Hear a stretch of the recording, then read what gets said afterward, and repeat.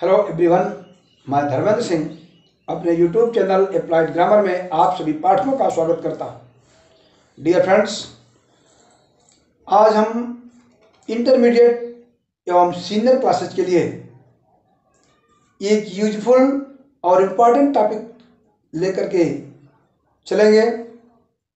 जब तक ये हमारा लक्ष्य पूर्ण नहीं हो जाता तब तक हमारी वीडियोज चलती रहेंगी। जिस इम्पॉर्टेंट टॉपिक का नाम है फ्रेंड्स ट्रांसफॉर्मेशन।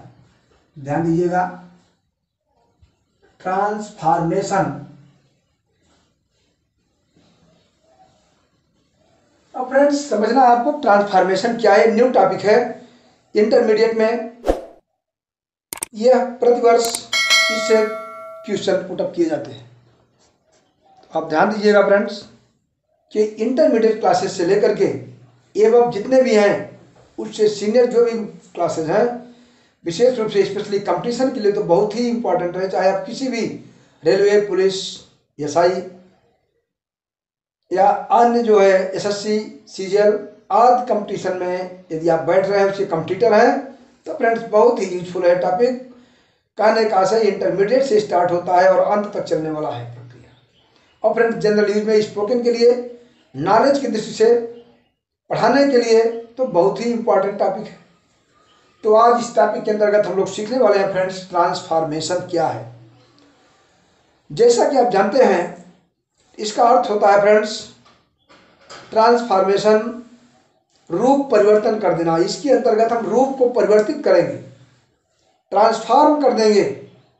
लेकिन ध्यान ये दीजिएगा कि रूप तो बदल जाए, वाक्य के कहने का जो तरीके हैं वो आपके चेंज हो जाए फ्रेंड्स, लेकिन किसी भी स्थिति में वाक्य का अर्थ नहीं बदलना चाहिए। यह है ट्रांसफॉर्मेशन। मेन फ्रेंड्स इसका अर्थ होता है बिना अर्थ बदले हुए, बिना अर्थ बदले हुए रूप परिवर्तित करना। रूप परिवर्तित करना ही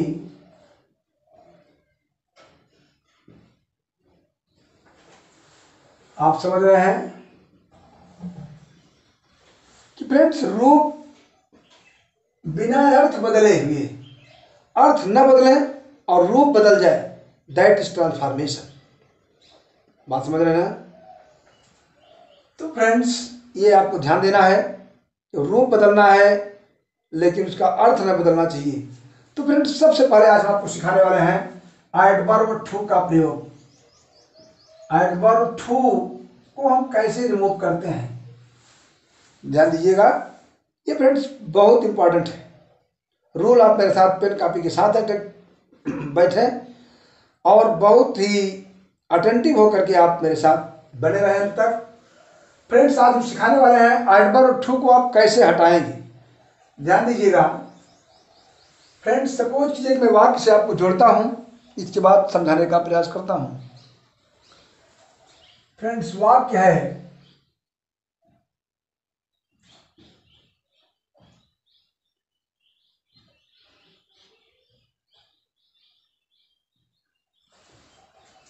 यहां पर फ्रेंड्स आप मेरे साथ थोड़ा सा जुड़े।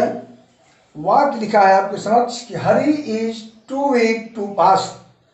हम फ्रेंड्स थोड़ी देर के लिए क्षमा चाहेंगे, टू बार बार कहेंगे तो आप कंफ्यूज होंगे, इसलिए हम इस टू टी डबल ओ वाले टू को इसका प्रोनाउंसिएशन ठू शब्द से कर रहे हैं ताकि आपका कॉन्सेप्ट क्लियर हो जाए। हालांकि उच्चारण ठू कहने में भी खराब लगता है, सुनने में भी, लेकिन फ्रेंड्स मैं ठू कहूँगा तो आप समझ लेंगे कि टी डबल ओ है। जो हमारे थोड़ा सा वीक स्टूडेंट वीक हैं वे कंफ्यूज हो सकते हैं कि कौन किस टू का यूज किया जाए, टी डबल ओ या टी ओ। तो फ्रेंड्स हम टी डबल ओ के लिए ठू शब्द प्रोनाउंसिएट कर रहे हैं, इसको आप अन्यथा न लीजिएगा। यहाँ पर आपके समक्ष लिखा हुआ है हरी इज टू वीक टू पास। तो देखिए हम कैसे हटाते हैं। बहुत इजी कॉन्सेप्ट मैं आपको दे रहा हूँ फ्रेंड्स, निश्चित रूप से आपको कहीं मिलेगा नहीं इतना सरल भाषा में। ये जो टू शब्द है फ्रेंड्स, इसको आपको रिमूव कर देना है, हटा देना है। मैं आपको एक स्ट्रक्चर दे दूं, जो स्ट्रक्चर आपको देने में चल रहा हूं, ये फ्रेंड्स केवल आपके समझने के लिए है। आप ध्यान दीजिएगा, कुछ नहीं करना आपको, सबसे पहले लिख देना है फ्रेंड्स सब्जेक्ट। सब्जेक्ट लिखने के जस्ट बाद आप फ्रेंड्स लिखेंगे हेल्पिंग वर्ब VHV माने हेल्पिंग वर्ब। इसके बाद फ्रेंड्स आप लिख देंगे टू को हटाएंगे, उसके बाद लिखेंगे सो, फिर आप लिखेंगे फ्रेंड्स एडजेक्टिव। आज एक्चुअली थोड़ा सा पेन में इंक जो है हमारी वीक हो गई है, इसलिए मैं क्षमा चाहूँगा। 10 सेकंड का समय। फ्रेंड्स अब आप देखें, सबसे पहले लिखेंगे फ्रेंड्स सब्जेक्ट, इसके बाद लिखेंगे हेल्पिंग वर्ब, हेल्पिंग वर्ब के बाद लिखेंगे टू के स्थान पर सो, पुनः हम लिखेंगे एडजेक्टिव, और फ्रेंड्स एडजेक्टिव के जस्ट बाद जोड़ देंगे हम दैट, THAT, और दैट के बाद लिखेंगे फ्रेंड्स हम पुनः सब्जेक्ट, और प्रेजेंट में होने पर कैन और पास्ट में होने पर कुड, प्लस नॉट, और प्लस जो शेष वर्ड है रिमेनिंग शब्द। ये फ्रेंड्स आप देख रहे हैं, ये मेरा खुद का बनाया हुआ अपना फार्मूला है, किताबों में आपको कहीं नहीं मिलेगा, 100% नहीं मिलेगा। यदि किसी को कहीं लिखा हुआ इस ढंग का फार्मूला मिले तो आप फोटोग्राफ करके मेरे व्हाट्सएप भेजिए, सर देखिए आपने कहा नहीं मिलेगा और मैंने भेज दिया, तो मैं क्षमा प्रार्थी हूँ। ये कहना नहीं चाहिए, लेकिन फ्रेंड निश्चित रूप से नहीं मिलेगा, किसी भी प्रकाशन में ढूंढेंगे। ये हम कमजोर स्टूडेंट को समझाने के लिए मेरा सेल्फ कंस्ट्रक्टेड है। तो अब ध्यान दीजिएगा फ्रेंड्स, सबसे पहले आपको जब एडवर्ब टू को रिमूव करना है, हटाने के लिए, कैसे इसका अर्थ होगा हरी इज टू वीक टू पास। तो हरी इतना कमजोर है कि, टू का अर्थ फ्रेंड जो पहला टू है जिसको हम टू का कहा था हमने, ये फ्रेंड्स दबाव देता है, प्रेशर देता है सब्जेक्ट के ऊपर। हरी इज टू वीक, हरी इतना अधिक कमजोर है टू पास, की पास नहीं हो सकता। आप ध्यान दीजिएगा, हरी इज टू वीक मीन्स हरी इतना कमजोर है टू पास, की पास नहीं हो सकता। तो फ्रेंड्स देखिए, हम अब इसका एक रूप आपके सामने लिखा है एडवर्ब टू से। अब हम इस एडवर्ब टू को हटाएंगे और इसका रूप परिवर्तन करेंगे अपने बनाए हुए फार्मूले से। मैं देखता हूं कि आप कितना सही मेरे साथ खड़ा उतरते हैं। फ्रेंड्स सबसे पहले आपको सब्जेक्ट लिखा गया है मेरे फार्मूले से। आप चलिए, निश्चित रूप से आप 100% सफल होंगे। सब्जेक्ट लिखा है, सब्जेक्ट वाक्य में खोज दीजिए आप क्या लिखा है, हरी, तो आप लिख देंगे हरी। इसके बाद फ्रेंड्स हेल्पिंग वर्ब लिखा है, आप हेल्पिंग वर्ब लिखेंगे क्या, इज। फिर फ्रेंड्स लिखा है सो, अब टू यहाँ पर लिखा है, टू के जगह पर फ्रेंड्स आपको लिख देना है सो। फिर एडजेक्टिव लिखा है आपके स्ट्रक्चर में, तो एडजेक्टिव यहाँ है weak, Hari is so weak. Adjective के बाद आप देख रहे हैं लिखा दैट, दैट पुनः सब्जेक्ट है, क्या सब्जेक्ट है, हरी। तो फ्रेंड्स हरी एक सब्जेक्ट है, तो आप यहां इसका प्रोनाउन लिख दीजिए ही।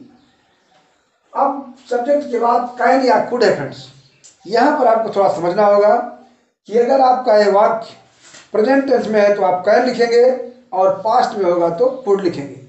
अब जो हमारे विद्यार्थी थोड़ा सा कमजोर होंगे, जिनका कॉन्सेप्ट कुछ क्लियर कम होगा, उनके मन में कन्फ्यूजन उठ रहा होगा कि आखिर यार हमें कैसे जाने कि वाक्य हमारा प्रेजेंट में है या पास्ट में। तो फ्रेंड्स आपको कुछ नहीं करना है, सीधे आपको केवल वीडियो को देखना है ध्यान से। आप वाक्य पर आ जाइए और यहाँ आप देख रहे हैं कि हेल्पिंग वर्ब लगी हुई है is.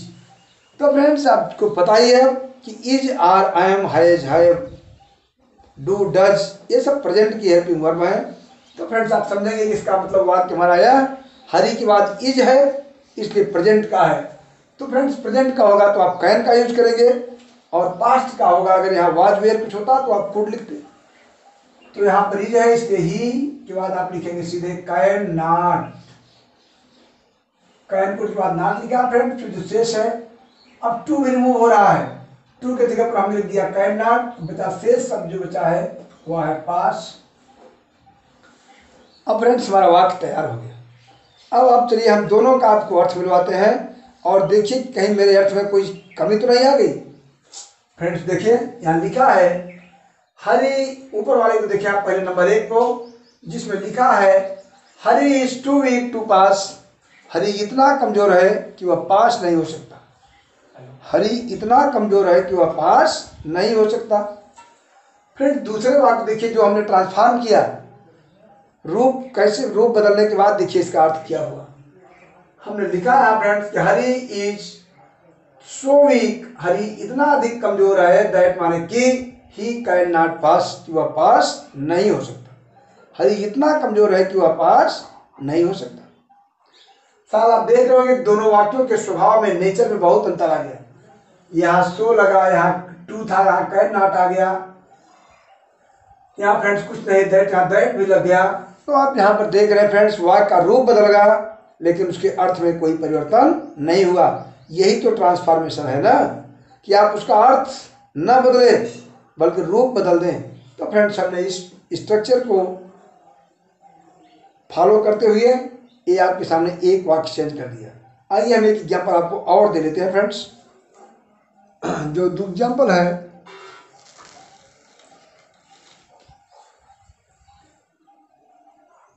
My father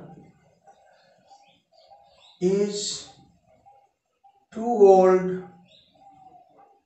to walk. यहां पर आप इसको देखें फ्रेंड्स, वाक्य लिखा है my father is too weak या too old to walk. Friends लिख रहा है वाक्य मेरे पिताजी टू वीक, इतने कमजोर हैं, सॉरी टू ओल्ड, मेरे पिताजी इतने बूढ़े हैं, टू वॉक, कि वो चल नहीं सकते। अर्थात मेरे पिताजी की अवस्था ज़्यादा हो गई है, उनकी वृद्धावस्था नज़दीक है, ज़्यादा वृद्ध हैं। तो my father is too old, मेरे पिताजी इतने ओल्ड हैं कि टू वॉक, कि चल नहीं सकते। इसको फ्रेंड्स आप कैसे बनाएंगे? सब्जेक्ट लिखेंगे आप पहले my father, my father, helping verb आप लिखेंगे इज है, हाँ तो इज लिखेंगे। टू के जगह पर आप लिखेंगे सो, एडजेक्टिव ओल्ड है फ्रेंड्स तो लिखेंगे सो ओल्ड। इसके बाद दैट लिखा है। स्ट्रक्चर आप देखते चलिए और एक के बाद एक जोड़ते जाइए। दैट के बाद लिखा है सब्जेक्ट, फिर अब माई फादर यहाँ सब्जेक्ट के रूप में है तो वहाँ आप लिख दीजिए ही। My father is so old that he. इसके बाद फ्रेंड्स कैन कुड में से इज लगा है यहाँ पर और सब प्रेजेंट का वाक्य है तो आप लिखेंगे कैन, फिर लिखा है नॉट तो आप लिखेंगे कैन नॉट, और शेष सब बच रहा है वाक तो आप यहाँ लिख देंगे वाक। इस ढंग से फ्रेंड्स आपके समक्ष स्ट्रक्चर तैयार हो गया कि माई फादर इज सो ओल्ड, मेरे पिताजी इतने बूढ़े हैं, that he can not walk, कि वह टहल नहीं सकते, वह एक स्थान से दूसरे स्थान पर चल नहीं सकते। तो फ्रेंड्स देख रहे हैं आप यहाँ टू और टू, ये टू एडवर्ब है और ये टू वॉक इन्फिनिटिव है। हमने इस टू के जगह पर सो और इस टू के जगह पर प्रेजेंट में कैन नॉट, पास्ट में कुड नॉट का प्रयोग करके वाक्य को बदल दिया। तो फ्रेंड्स वाक्य का रूप तो जरूर चेंज हो गया, लेकिन आप देख रहे हैं फ्रेंड्स मैंने उसके अर्थ में कोई भी चेंजिंग नहीं किया। यही ट्रांसफॉर्मेशन है कि रूप बदल जाए लेकिन अर्थ ना बदले। तो फ्रेंड्स ऐसे वाक्यों को आप बार बार प्रैक्टिस करें। जितनी अधिक बार आप प्रैक्टिस करेंगे उतने ही ज़्यादा आप एक्सपर्ट होंगे, क्योंकि practice makes a man perfect, such as you no.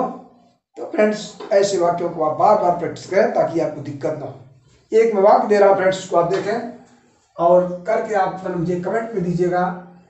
लिखिए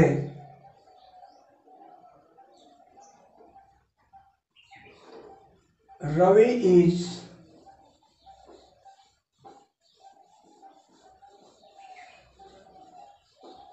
to timid to fight। Ravi is too timid to fight. Ravi इतना कायर है टू फाइट, कि वह लड़ नहीं सकता। मैं चाहूंगा कि आप इसको बनाएं और इस स्ट्रक्चर को जरूर फॉलो करें। फॉलो करने के बाद फ्रेंड्स आप इसको टाइप करके मुझे कमेंट बॉक्स में जरूर आप आंसर दें, तो मुझे लगेगा कि आपने इसको सही सही पढ़ा है। फ्रेंड्स ज़्यादा वक्त न लेते हुए, अब ज़्यादा लंबी वीडियो मैं नहीं करना चाहता और मैं चाहूँगा कि आप इन्हीं शब्दों के साथ वीडियो को क्लोज करें और आज का लेक्चर मैं भी बंद करता हूँ। फ्रेंड्स इस आशा और विश्वास के साथ कि पसंद आने पर आप लाइक शेयर और कमेंट जरूर करेंगे। और फ्रेंड्स ये चैनल पर पहली बार होंगे तो ऐसे अमेजिंग वीडियोज़ के लिए आप मुझे ज़रूर फॉलो करेंगे। थैंक्स।